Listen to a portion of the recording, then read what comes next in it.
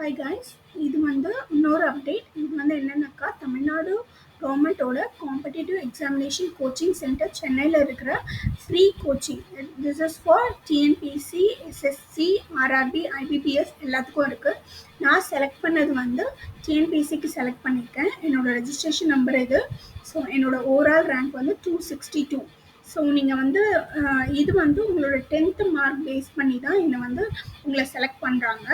என்னோட 10th mark base பண்ணி என்னோட ஓவரால் ரேங்க் வந்து 262. இப்போ நீங்கள் வந்து அப்ளை பண்ணதுக்கப்புறம் நீங்கள் செலக்டடாக இல்லையான்னு உங்களுக்கு ஒரு மெசேஜ் அனுப்புவாங்க. அந்த மெசேஜ் வச்சு நீங்கள் இந்த லிங்க்கில் போயிட்டு பார்த்துடணும்.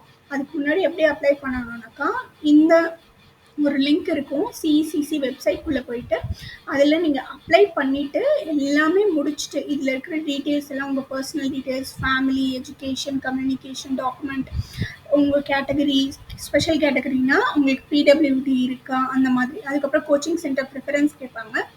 அதெல்லாம் நீங்கள் கொடுத்துட்டு ப்ரிவ்யூ அண்ட் சப்மிட் கண்டிப்பாக கொடுக்கணும். நீங்கள் சப்மிட் கொடுத்தா தான் உங்கள் அப்ளிகேஷன் வந்து அவங்க அக்செப்ட் பண்ணிக்குவாங்க.